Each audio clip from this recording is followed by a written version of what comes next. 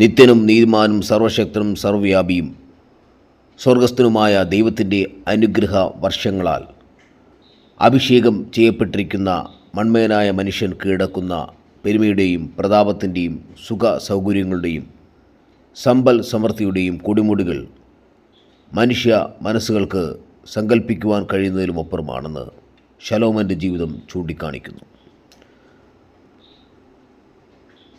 ശലോമൻ രാജാവ് സഭാപ്രസംഗി എന്ന പുസ്തകത്തിലൂടെ പറയുന്ന കാര്യങ്ങൾ മനുഷ്യരാശി അറിയേണ്ടതാണ്, വായിക്കേണ്ടതാണ്, ചിന്തിക്കേണ്ടതാണ്. ഭൗതികമായ അനുഗ്രഹങ്ങളുടെ സർഗങ്ങളിൽ എത്തിയ ശേഷം ദൈവത്തെ മറന്ന് ജീവിച്ചാൽ ദൈവം അവനെ മാത്രമല്ല അവൻ്റെ തലമുറകളെയും ശിക്ഷിക്കുമെന്ന് ശലോമൻ്റെ ചരിത്രം വിളംബരം ചെയ്യുന്നു.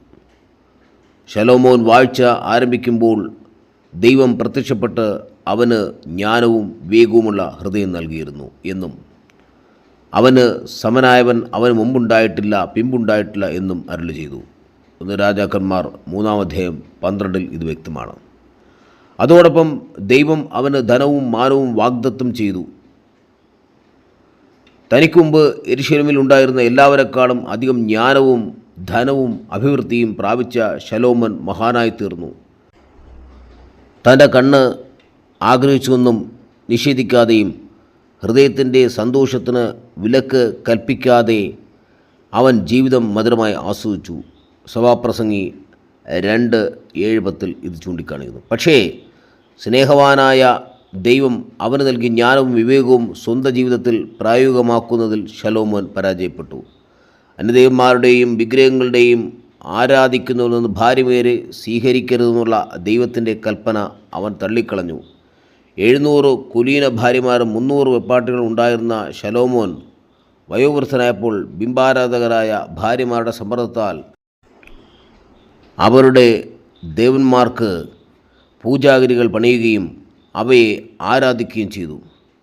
തന്നെ മറന്നുകളഞ്ഞ ശലോമോൻ്റെ രാജ്യം 2 വിഭജിക്കപ്പെടുമെന്ന് അരുളി ചെയ്ത ജീവിതം അങ്ങനെ പ്രവർത്തിക്കുകയും ഒരു ഗോത്രത്തിന്മേൽ മാത്രം അധികാരം നൽകി അവനെ ശിക്ഷിക്കുകയും ചെയ്തു. ഭൗതിക സുഖങ്ങൾ തേടിയുള്ള യാത്രയിൽ ദൈവത്തെ മറന്ന് വിഗ്രഹാരാധകനായി തീർന്ന ശലോമോൻ താൻ നേടിയെടുത്ത സുഖസമൃദ്ധികൾ തനിക്ക് സമാധാനം നൽകുവാൻ പര്യാപ്തമല്ലെന്ന് കണ്ടപ്പോൾ സ്വയം ജീവിതം വെറുത്തു. സഭാപ്രസംഗി 2:17 ഇത് ചൂണ്ടിക്കാണിക്കുന്നു. ദൈവത്തിനു വേണ്ടി ആദ്യമായി അതിമനോഹരമായ ദൈവാലയം പണികഴിപ്പിച്ചവനും ദൈവം പ്രത്യക്ഷപ്പെട്ട് മുഖാമുഖം സംസാരിച്ചവനും ലോകജ്ഞാനികളിൽ അഗ്രഗണ്യനുമായ ശലോമോൻ മായ മായ സകലതും മായയും വൃഥാ പ്രയത്നവും അത്രേ എന്ന് പ്രഖ്യാപിക്കുന്നത് ദൈവത്തെ മറന്ന് ഭൗതിക സുഖങ്ങൾ തേടിപ്പോകുന്ന ഓരോരുത്തർക്കും ഗുണപാഠമാകണം.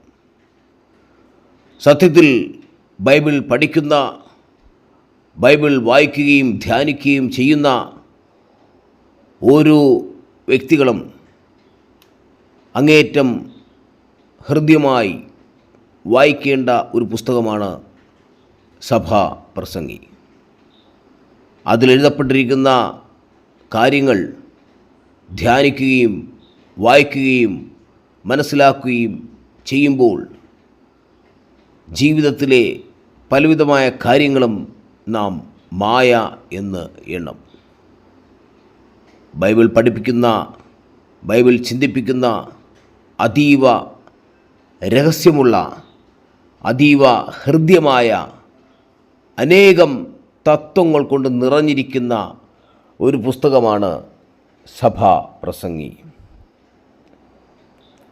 യൗവനക്കാരാകട്ടെ, വാർദ്ധക്യത്തിലാകുന്ന മനുഷ്യനാകട്ടെ, സകലർക്കും ജ്ഞാനം നൽകുന്ന, സകലരെയും ചിന്തിപ്പിക്കുന്ന അതിമഹത്തായ വചനങ്ങൾ കൊണ്ട് നിറയപ്പെട്ട ഒരു പുസ്തകമാണ് സഭാപ്രസംഗി. പ്രിയമുള്ള ദൈവമക്കളെ, നാം ബൈബിൾ വായിക്കുകയും പഠിക്കുകയും ചിന്തിക്കുകയും ഒക്കെ ചെയ്യേണ്ടതാണ്. സഭാപ്രസംഗി എന്ന പുസ്തകത്തിലൂടെ ദൈവം നമുക്ക് നൽകുന്ന ചിന്തകൾ നമ്മുടെ ജീവിതത്തിന് പുതിയൊരു അർത്ഥം നൽകുകയും കൂടുതൽ ദൈവത്തെ സ്നേഹിക്കാൻ പഠിപ്പിക്കുകയും ചെയ്യുന്നു. ആമേൻ.